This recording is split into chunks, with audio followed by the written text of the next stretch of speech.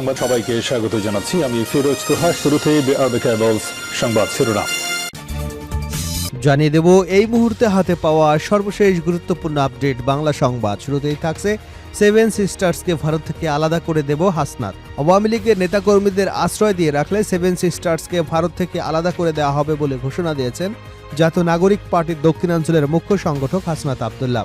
সোমবার কেন্দ্রীয় শহীদ মিনারে দাঁড়িয়ে তিনি এমন ঘোষণা দিয়েছেন। এবারে জানাবো হাদিকে গুলি বাংলাদেশকে গ্রাস করবার পরিকল্পনার অংশ গোলাম পরোয়ার। প্রধান নির্বাচন কমিশনারকে উদ্দেশ্য করে জামায়াতের সেক্রেটারি জেনারেল মিয়া গোলাম পরোয়ার বলেছেন, হাদির উপর গুলির ঘটনাকে আপনি কিভাবে বিচ্ছিন্ন ঘটনা বলতে পারেন?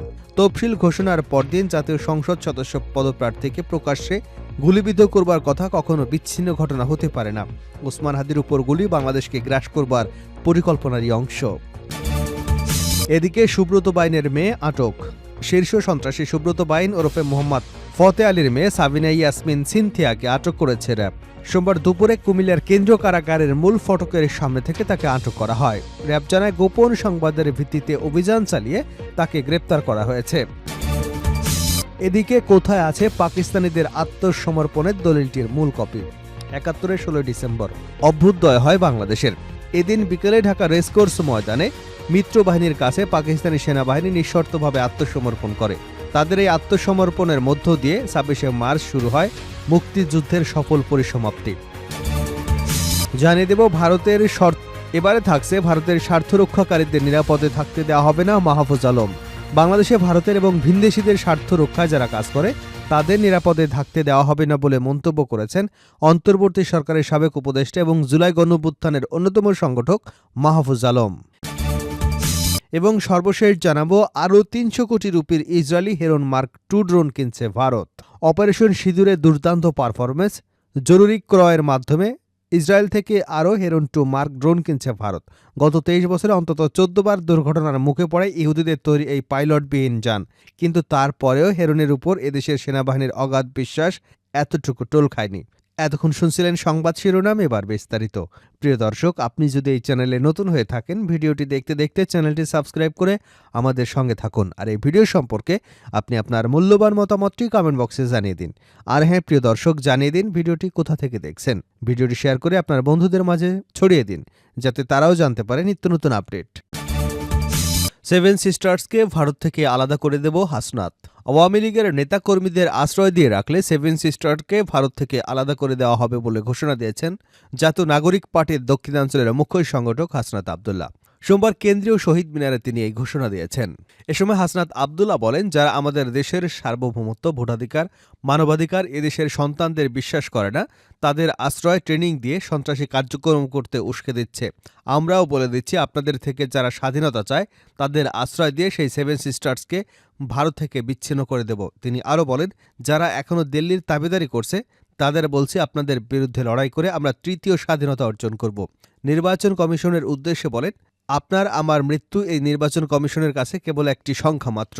এই মেরুদণ্ডহীন প্রধান নির্বাচন কমিশনের সঙ্গে যেন এমন ঘটনা ঘটে তার অপেক্ষা আছে আমরা। এক ইলেকশন কমিশনার গেলে ১০০০টা ইলেকশন কমিশনার পাওয়া যাবে, কিন্তু আমাদের ভাই হাদি চলে গেলে আর কোনো হাদিকে পাওয়া যাবে না। বিশ্ববিদ্যালয় শিক্ষকদের উদ্দেশ্যে বলেন, আমাদের সমাজে এখনও কিছু মানুষ আছে যারা বিশ্ববিদ্যালয়ে নীল দলের যে শিক্ষকরা আছেন তাদের বিশ্ববিদ্যালয় থেকে বের করে দিতে হবে। রাজনৈতিক দল এবং রাজনীতিবিদদের উদ্দেশ্য করে বলেন, যারা শহীদ মিনারে অংশগ্রহণ করে নাই তাদের বলছি, ক্ষমতার লোভে অন্ধ হয়েন না। আর যারা এসেছেন তারা এখানে এসে একটা বক্তব্য দিয়ে আবার সিট নিয়ে নেগোসিয়েশন করবেন, এভাবে জাতীয় ঐক্য হবে না। এদিকে দলটির উত্তরাঞ্চলের মুখ্য সংগঠক সার্জিস আলম বলেন, জুলাই অভ্যুত্থানের গণহত্যাকারীর মৃত্যুদণ্ডপ্রাপ্ত শেখ হাসিনা এবং খুনিদের আশ্রয় দিয়ে বাংলাদেশের সঙ্গে সম্পর্ক কোনোদিন স্বাভাবিক হবে না। বাংলাদেশে অবস্থিত ভারতীয় দূতাবাস যদি এদেশের মানুষের আকাঙ্ক্ষা, চাওয়া পাওয়া যদি ভারতের কাছে তুলে ধরতে না পারে, তাহলে ওই বিল্ডিংগুলোর থাকার দরকার নেই। আগামী দিনে জুলাই আন্দোলনের যোদ্ধাদের উপর যদি কোনো আঘাত হানতে চায়, তাহলে এই আগুন পৃথিবীতে ছড়িয়ে দেবে বলে হুঁশিয়ারি দিয়েছেন তিনি। হাদিকে গুলি বাংলাদেশকে গ্রাস করার পরিকল্পনার অংশ গোলাম পরোয়ার। প্রধান নির্বাচন কমিশনারকে উদ্দেশ্য করে জামায়াতের সেক্রেটারি জেনারেল মিয়া গোলাম পরোয়ার বলেছেন, হাদির উপর গুলির ঘটনাকে আপনি কিভাবে বিচ্ছিন্ন ঘটনা বলতে পারেন? তফসিল ঘোষণার পরদিন জাতীয় সংসদ সদস্য পদপ্রার্থী প্রকাশ্যে দুপুরে গুলিবিদ্ধ হবার কথা কখনো বিচ্ছিন্ন ঘটনা হতে পারে না। ওসমান হাদির উপর গুলি বাংলাদেশকে গ্রাস করবার পরিকল্পনার অংশ। সোমবার বিকেলে ইনকিলাব মঞ্চের মুখপাত্র ও ঢাকা ৮ আসনের সম্ভাব্য স্বতন্ত্র প্রার্থী শরীফ ওসমান হাদির উপর হামলার প্রতিবাদ এবং হামলাকারীদের শাস্তির দাবিতে কেন্দ্রীয় শহীদ মিনারে আয়োজিত সর্বদলীয় প্রতিরোধ সমাবেশে দেওয়া বক্তব্যে তিনি এসব কথা বলেন। এ সময় গোলাম পরোয়ার বলেন, আমি স্বরাষ্ট্র উপদেষ্টাকে বলেছি, এনএসআই রাজস্বের হাজার হাজার কোটি টাকা বেতন নিলেও স্বাধীনতার ৫৪ বছরে মানুষের নিরাপত্তার জন্য একটি গোয়েন্দা তথ্য দিয়েও সহায়তা করতে পারেনি। তা না হলে হাদির উপর আক্রমণের ২-৩ দিন আগে থেকে সে তার উপর গুলি হতে পারে বলে তিনি আশঙ্কা জানিয়েছিলেন। এসব কথা গণমাধ্যমে এবং সামাজিক যোগাযোগ মাধ্যমে রয়েছে। এরপরও তার নিরাপত্তার জন্য তারা কী ব্যবস্থা নিয়েছে তিনি বলেন, সরকার ব্যর্থ হয়েছে, ফ্যাসিবাদের দোসর অস্ত্রধারীদেরকেও একজনকেও গ্রেপ্তার করতে পারেনি। রাজধানী ঢাকা থেকে দেশের প্রত্যেক থানায় পুলিশরা জানে অস্ত্রধারী কারা, তাদের তালিকা তাদের কাছে আছে। তিনি আরও বলেন, রিফাইন আওয়ামী লীগের নামে আওয়ামী লীগকে নির্বাচনে আনার জন্য টকশোতে বুদ্ধিজীবীরা সুশীলরা বসে বসে যে ন্যারেটিভ উৎপাদন করে, তাদের বিরুদ্ধে গোটা জাতিকে ঐক্যবদ্ধ থাকতে হবে। নির্বাচনকে বানচাল করে দেশকে ভারতের করদরাজ্যে পরিণত হতে দিতে আমরা রাজি নই। সুব্রত বাইনের মেয়ে আটক। শীর্ষ সন্ত্রাসী সুব্রত বাইন ওরফে মোহাম্মদ ফতে আলীর মেয়ে সাবিনা ইয়াসমিন মিথিয়াকে আটক করেছে র্যাব। সোমবার দুপুরে কুমিল্লার কেন্দ্রীয় কারাগারের মূল ফটকের সামনে থেকে তাকে আটক করা হয়। র্যাব জানায়, গোপন সংবাদের ভিত্তিতে অভিযান চালিয়ে সাবিনা ইয়াসমিন সিন্ধিকে আটক করা হয়েছে। কুমিল্লা জিজ্ঞাসাবাদ শেষে তাকে ঢাকা মহানগর গোয়েন্দা পুলিশের কাছে হস্তান্তর করা হয়েছে। একদিকে শীর্ষ সন্ত্রাসী সুব্রত বাইন ওরফে মোহাম্মদ ফতে আলী নারায়ণগঞ্জ জেলা কারাগার থেকে কুমিল্লা কেন্দ্রীয় কারাগারে স্থানান্তর করা হয়েছে। এসব ঘটনায় আবারও আলোচনা এসেছে সুব্রত বাইনের দীর্ঘ ও রক্তাক্ত অপরাধ জীবনের ইতিহাস। জানা গেছে, গত ৫ই ডিসেম্বর ২০২৫ তারিখ দুপুরে শীর্ষ সন্ত্রাসী সুব্রত বাইন ওরফে মোহাম্মদ ফতে আলী নারায়ণগঞ্জ জেলা কারাগার থেকে কুমিল্লা কেন্দ্রীয় কারাগারে স্থানান্তর করা হয়। তার পিতার নাম বিপুল বাইন ওরফে আব্দুল আলিম, বাড়ি বরিশাল জেলার আগলঝরা থানার জুবারপাড়া এলাকায়। নিরাপত্তা ও প্রশাসনিক কারণে এই স্থানান্তর করা হয়েছে বলে জানিয়েছে সংশ্লিষ্ট সূত্র। আইনশৃঙ্খলা বাহিনী সূত্রে জানা গেছে, অপরাধ চক্রের আর্থিক লেনদেন, যোগাযোগ নেটওয়ার্ক ও পলাতক সহযোগীদের সহায়তার বিষয়ে সুব্রত বাইনের মেয়ে সাবিনা ইয়াসমিন সিনথিয়ার সম্পৃক্ততা রয়েছে কিনা তা খতিয়ে দেখা হচ্ছে।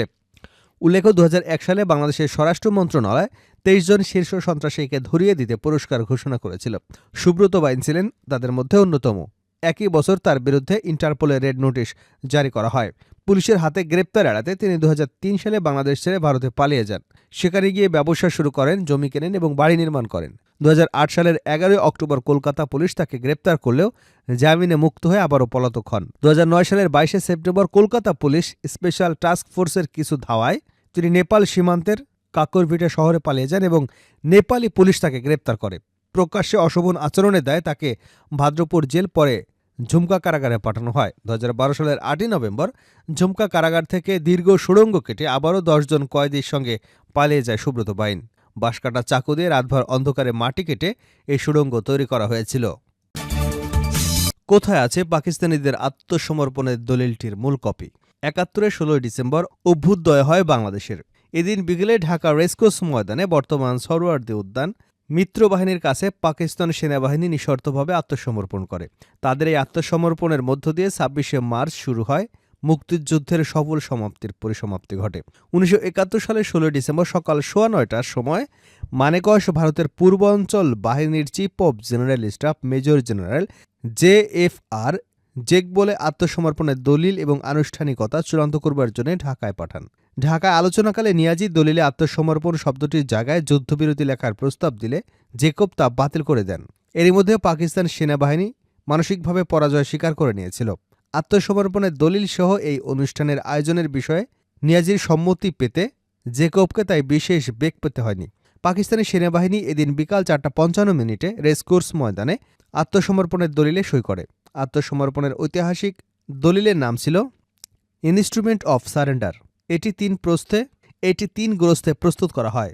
একটি প্রস্থ ভারত সরকার এবং দ্বিতীয় প্রস্থ পাকিস্তান সরকারের কাছে সংরক্ষিত আছে। তৃতীয় প্রস্থটি রয়েছে ঢাকার শাহবাগে জাতীয় জাদুঘরে। ঐতিহাসিক এই আত্মসমর্পণের দলিলে সই করেন পাকিস্তানের পূর্বাঞ্চলীয় কমান্ডারের অধিনায়ক লেফটেন্যান্ট জেনারেল আমির আবদুল্লাহ খান নিয়াজি। তিনি ছিলেন পূর্ব পাকিস্তানের সামরিক আইন প্রশাসক। মিত্রবাহিনীর দলিলে সই করেন ভারতের পূর্বাঞ্চলীয় কমান্ডারের অধিনায়ক লেফটেন্যান্ট জেনারেল জগজিৎ সিং আরোরা। তিনি ছিলেন পূর্ব রণাঙ্গনের বাংলাদেশ ও ভারত যৌথ বাহিনীর যুগ্ম কমান্ডার। বাংলাদেশের পক্ষে বাংলাদেশ সেনাবাহিনীর উপসেনা প্রধান এয়ার কমান্ডার এবং একে খন্দকার আত্মসমর্পণের সাক্ষী হিসেবে ছিলেন। মিত্রবাহিনীর পক্ষে ভারতীয় চতুর্থ কোরের কমান্ডার লেফটেন্যান্ট জেনারেল জগৎ সিং, পূর্বাঞ্চলীয় বিমান বাহিনীর কমান্ডার এয়ার মার্শাল হরিচাঁদ দেওয়ান, ভারতীয় সেনাবাহিনীর পূর্বাঞ্চলীয় কমান্ডের chief of staff major general JFR Jacob সাক্ষী হিসেবে ছিলেন।